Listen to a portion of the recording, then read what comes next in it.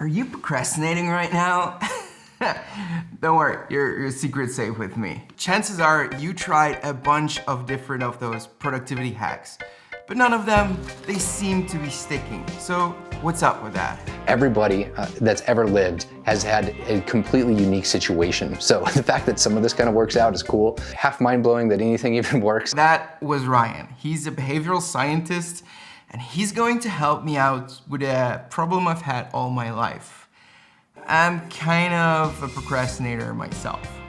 This is the place I spend most of my days the past year. It should be the place where I'm writing, editing, and in general, working on my creative business. But lately, it felt like I lost my way, and everything seemed more interesting than just starting to work. Chances are, you at least once struggled with getting things done. So let's do something about that and put the pro in procrastination. Okay, now this video is sponsored by Skillshare, and why that's such a good thing, we'll talk about later in the video.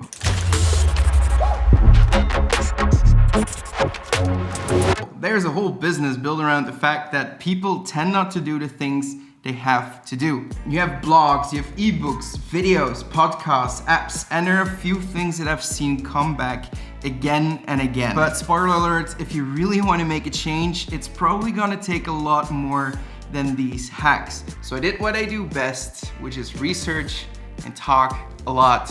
And I found some pretty interesting things called boring scientific papers. All jokes aside, what if I told you procrastination is not about dealing with your laziness, but procrastination is dealing with your emotions. So let's get all the fluffy talk about emotions out of the way and look at it scientifically. Ryan, can you help me out here?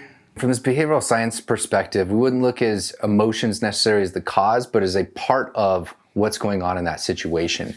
And so for us, something like being mad or frustrated or upset, those are things that we need to try to step back and understand. And sometimes potentially you need to work on those first, and then you'll be able to solve your, quote, procrastination problem. So for example, if you're trying productivity hacks and things like this, and you're going for a walk, you're listening to new creators, you're trying to do things, but you have this underlying emotional thing that's going on, then those hacks might get you a little bit in the moment, but they're not gonna systemically solve the problem. So instead of trying a new app or trying to force ourselves on pure willpower, because that's not gonna work, maybe we have to look if something bigger is at hand. Why are we frustrated? Why don't we have energy to even pick up a camera? Now, metaphorically speaking, of course, because been there, done that. So think of these emotions as potentially things that help influence your behavior in a certain direction or kind of steer it off course.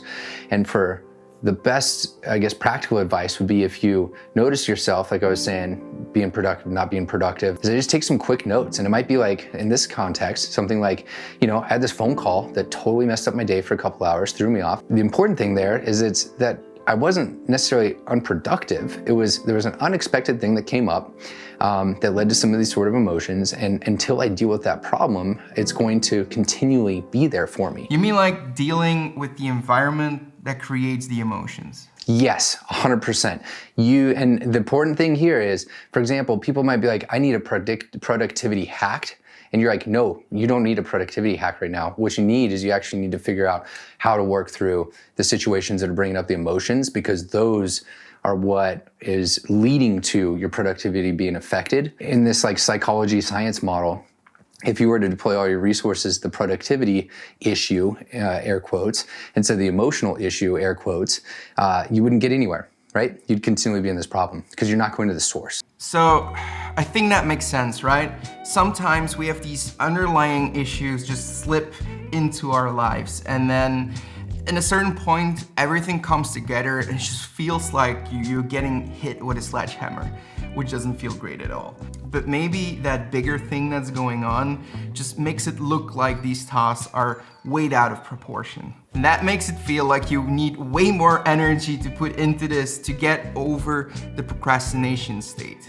into the active state, as James Clear nicely illustrates. But let's say we do figure out what's going on in our lives. Is this now the moment to try these different productivity hacks, and now is the time that you're gonna be sticking around? Okay, what can you do to potentially, how I would say it is, increase some variability in your life? How do you just change things to where you have more stimulation coming in from different ways than you're used to? That can be something super simple. And I think people recognize, like a lot of creators suggest a whole lot of different things. So that might be like stepping, walking away, going for a walk. It might be listening to a podcast. It might be calling somebody that you haven't talked to for a while. It might be watching some people on, your favorite creative platform. It might be watching a movie. It might be sitting down with just a pencil and a piece of paper and writing things out. Like there's an infinite potentially number of strategies, but what those are all at their core trying to do is increase variability of stimulation in your life. And that is like the first starting point that I always recommend. It's always something I do myself. How do I create more sensory inputs, things affecting me? That could be through any sort of way. So in one of these articles, there was a part about self-compassion and forgiving yourself for procrastination, which, I mean, it's a different angle than I've seen other of these hacks take.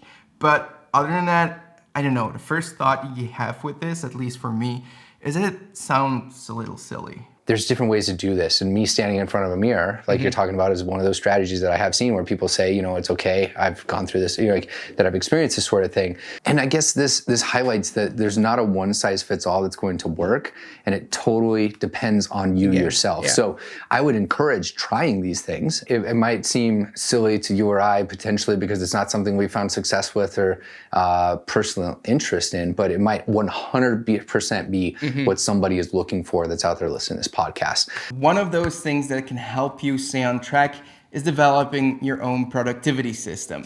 So you have a workflow that can carry you whenever the going gets tough, as they say.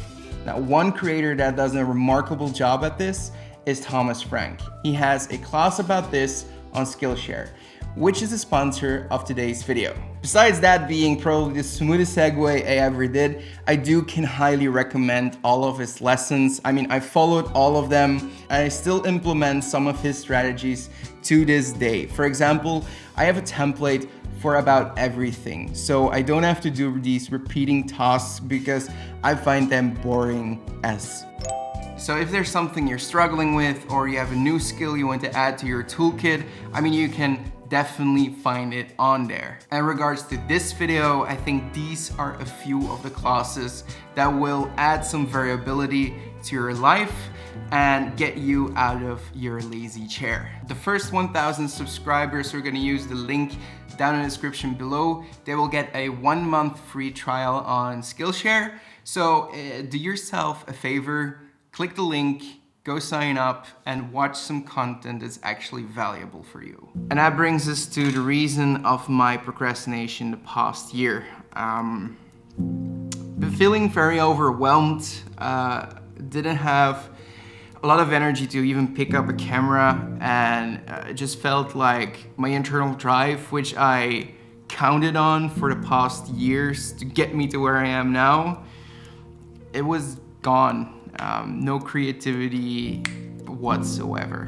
And I had to take a good look into the mirror and figure out why I was feeling those emotions, All that thinking about these issues got me out of that negative spiral. And now, over the course of the past weeks, those initial boring tasks that didn't get me excited at all now turn to feeling like there are not enough hours in a day. And my productivity has been soaring. Although I still feel like sometimes I'm gravitating towards procrastination, especially if the task is particularly challenging, like making this video and trying to make it fun and interesting and entertaining, but still valuable. So if anyone wants like an easy strategy that kind of like, you're like, okay, like how do I do this? I would recommend that if you just spend a few minutes at the end of the day noting what worked well and what didn't work well. And if you take some information down on like what you're trying to do, counting what you're doing or not doing in real time, like per day, per week, per month, per year, that actually has been a very good first step. And it is actually one of the most predictable measures of behavior. And so if you count per time on what you're trying to do, you're going to be on a really good trajectory because you can start to analyze some trends, right? We know these things usually in the moment, but we forget them. So I tell people, write them down, take some information down so that you can kind of, like you were saying, look back, but look back with numbers. A great example of that is when I started picking up the bike again and go for a ride in the morning. Every morning it felt great to mark off that day, and it got me excited for the days to come, which honestly, and people that know me will know this, it had never happened to me before. That's a key indication of a successful habit program working, and it shows you that you figured out what was motivate, like you have the right motivation in place. Like you know that the payoff is worth all the effort. Yeah, we like to nerd out about these things. I mean, come on. But I do want to leave you with one more thought. So from basic human behavior, we know that if we get a reward for something, we tend to do it again. Now to me, with procrastination, that sounds like a bad habit building up every time we do procrastinate. You kind of got a double whammy there. You've got the relief, and you've also got the added pleasure as well that comes from there. If you want to know how habits tie into all of this and some easy steps that you can take, especially if there's not something really big, bad going on in your life and you just not want to take the easy way out all the time, you can listen to this whole conversation on my podcast called Creator Secrets. It's in the description box below. Now, sometimes the reason you're feeling lost is because you have no inspiration whatsoever. Actually, you might be looking at the wrong place altogether. So in this video, I'm gonna teach you how you can look at inspiration differently and always keep your idea vault to, well, filled to the max. I'm gonna see you there, probably a lot more hair.